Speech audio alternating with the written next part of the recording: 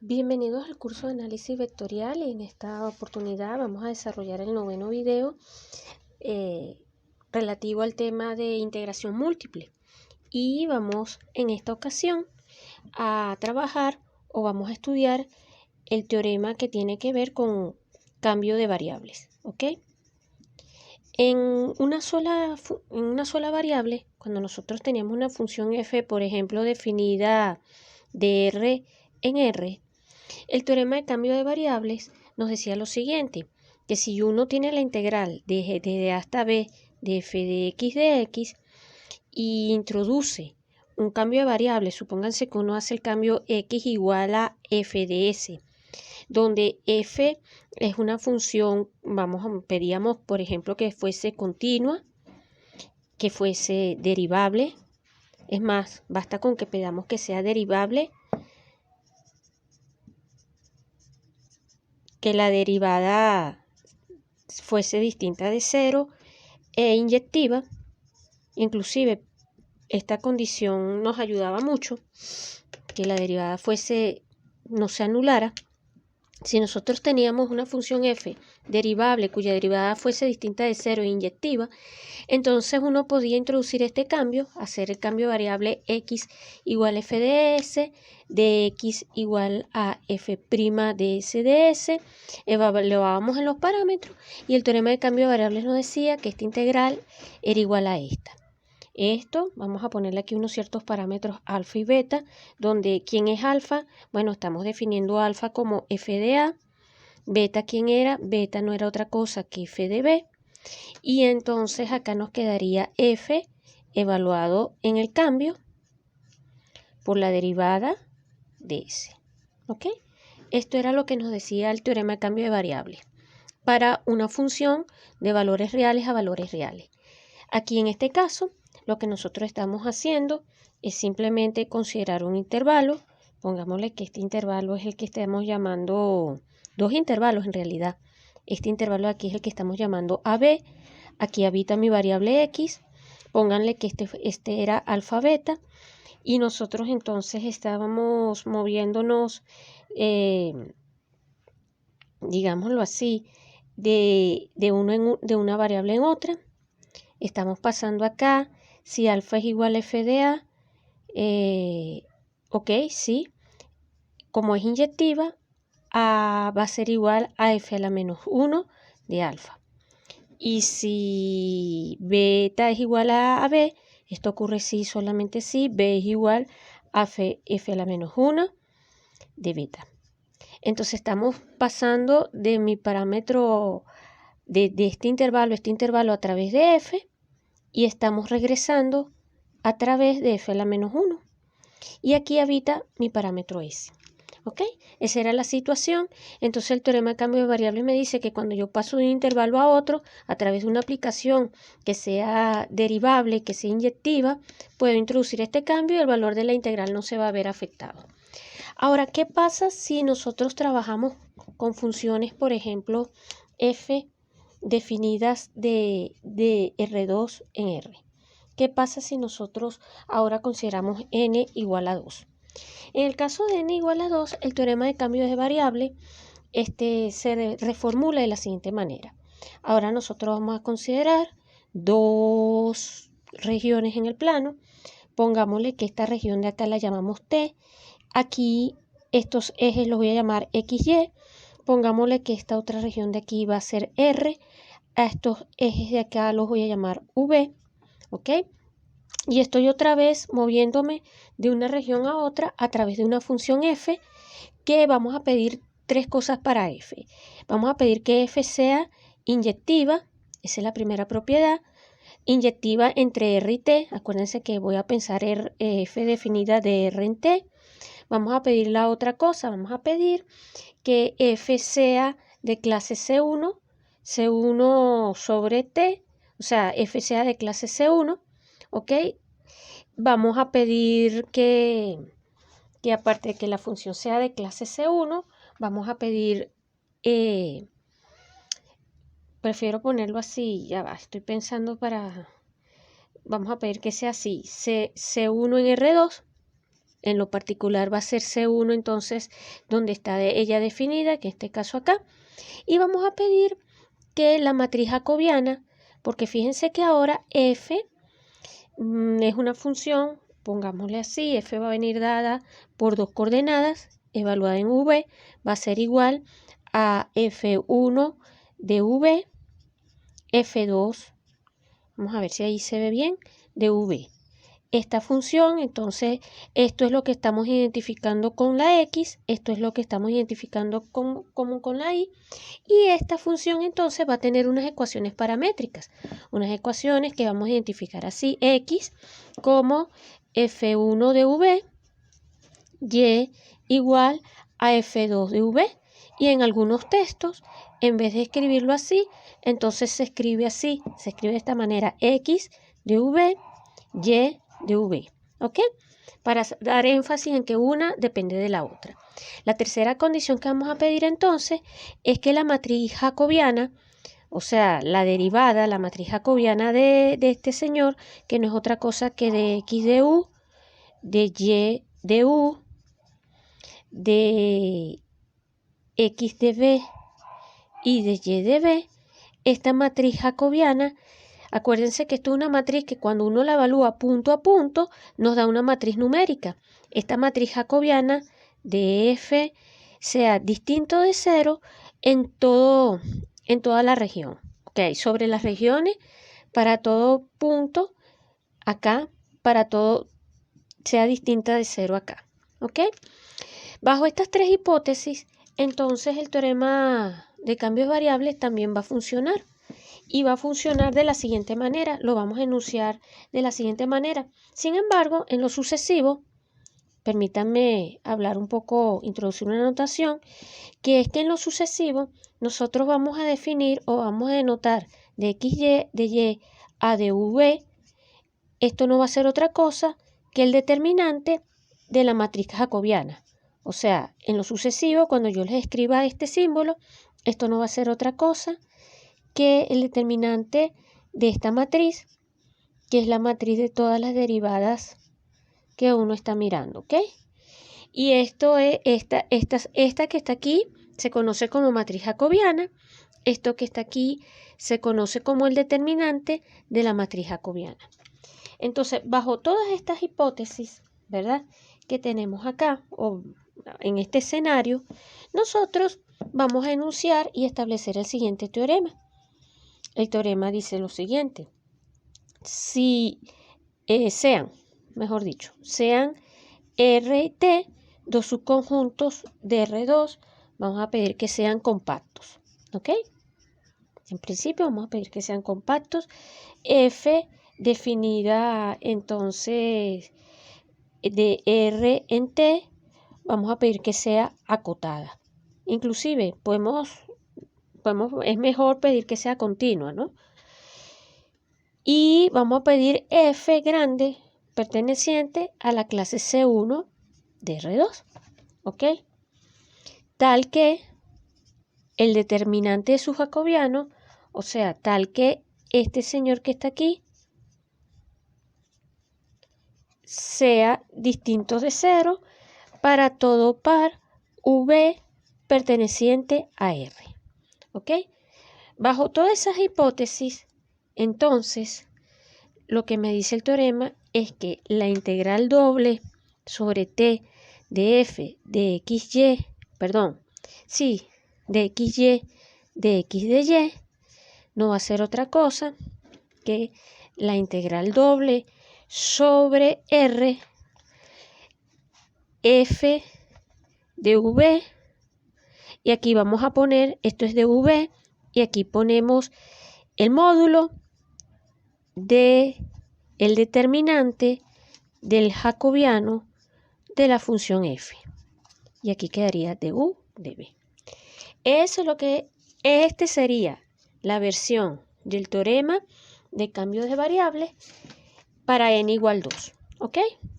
Entonces, hay casos particulares de este teorema que ya ustedes en los cursos de cálculo de ingeniería seguramente los han estudiado, casos particulares para n igual 2, para n igual 3. Casos particulares en el caso de n igual 2, que es lo que acabamos de enunciar. Bueno, en el caso de n igual 2 tenemos el cambio a coordenadas polares, cuando se introducen los cambios a coordenadas polares, que ustedes recordarán. En el caso de R2, el cambio viene dado por X R coseno de tita, Y igual a R seno de tita, y uno en este caso lo que está es asignándole, ustedes están identificando un punto XY, lo están viendo como la imagen de un punto de coordenadas R tita, donde este punto va a depender de este ángulo y de esta distancia que va a ser el R. Y acá en el mundo cartesiano mi punto va a depender de esta sisa y de esta ordenada. Entonces estamos identificando un punto con este. Mi función en este caso sería f de r tita, ¿verdad? Mi función entonces viene dada por estas ecuaciones y esta es la función f que va de R2 en R2.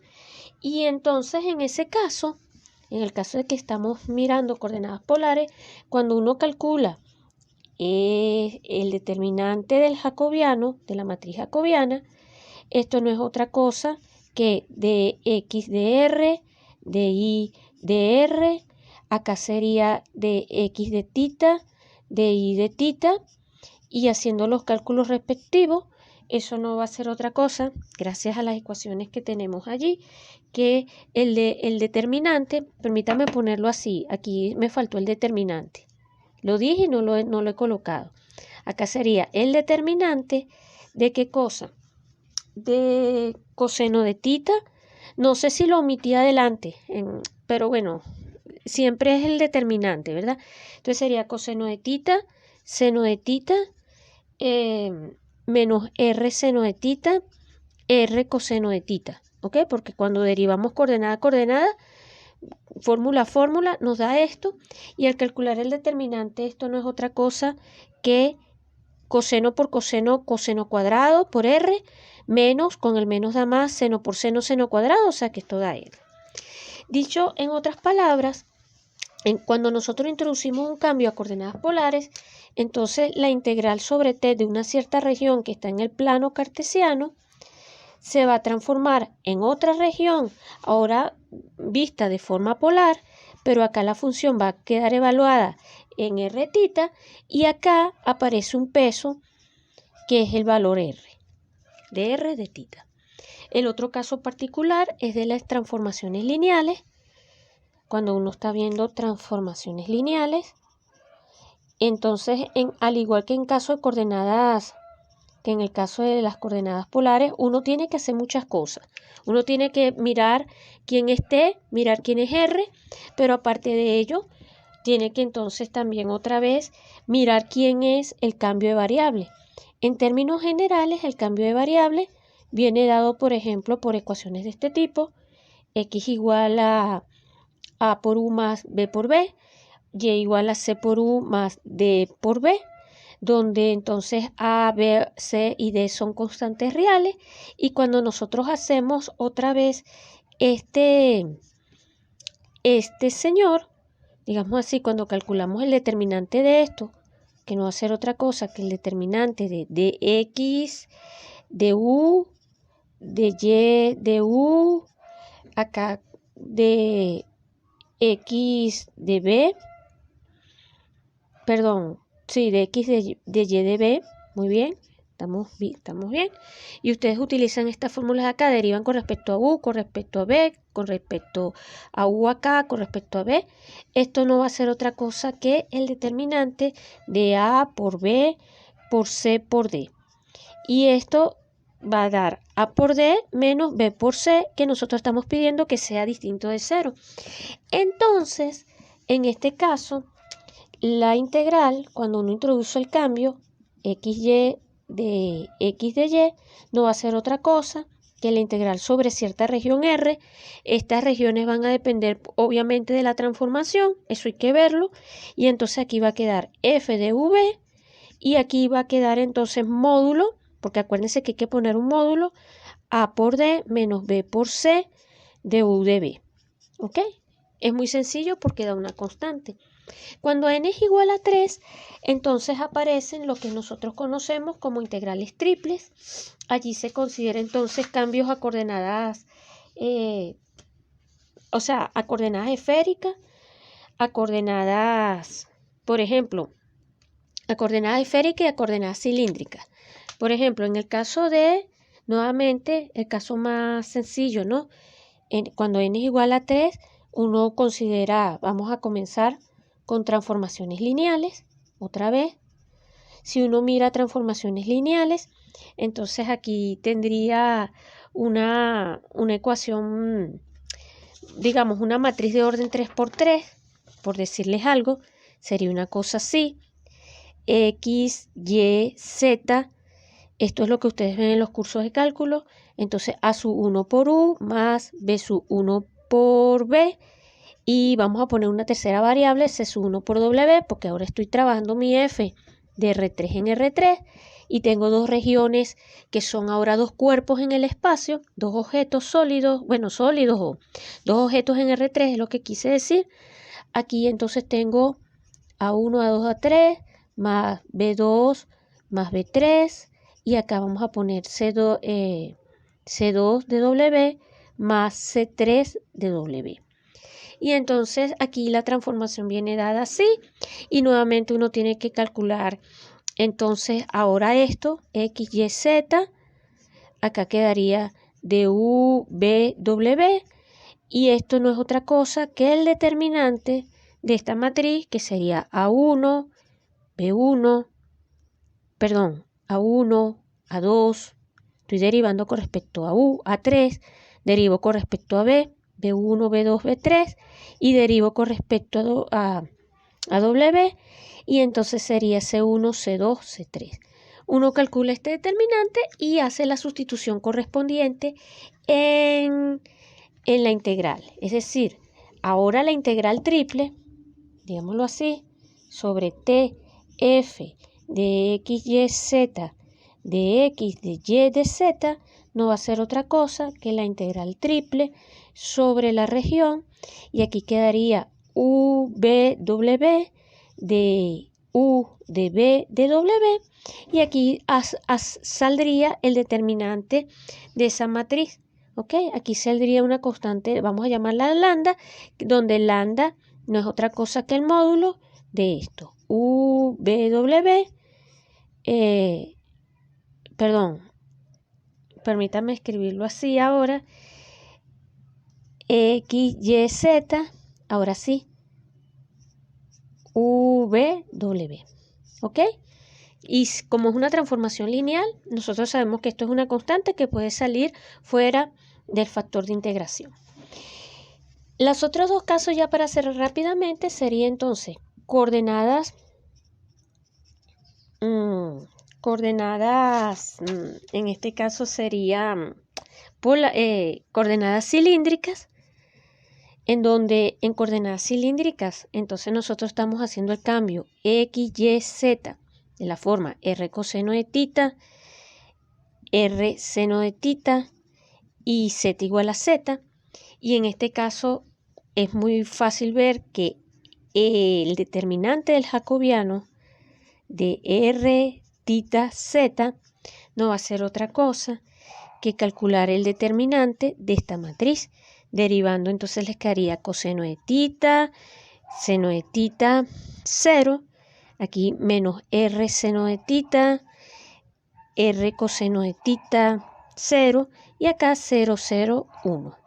Cuando ustedes, no sé si ahí se ve bien, no puedo apretar más la cosa. Esto, vamos a bajarlo acá. Es el determinante, disculpen, es el determinante de esto. Te repito, coseno de tita, seno de tita, 0, menos R seno de tita, R coseno de tita 0 y 0, 0, 1.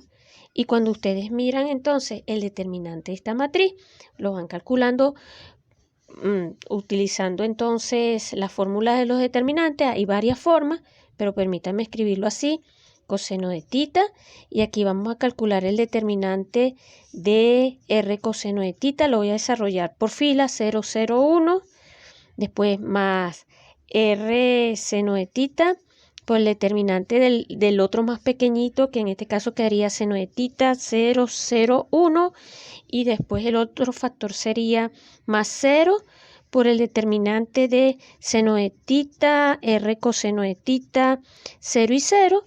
Bueno, ustedes pueden concluir que en este caso de X, Y, Z, aquí quedaría de R tita Z, no va a ser otra cosa nuevamente que R. En el caso de coordenadas cilíndricas para n igual 3, entonces vemos que es inmediato que el teorema de cambio de variable en R3 es una extensión, las coordenadas cilíndricas son una extensión de las coordenadas polares. Bueno, con esto quedaría pendiente coordenadas esféricas y la demostración del teorema, que lo vamos a realizar en un próximo video.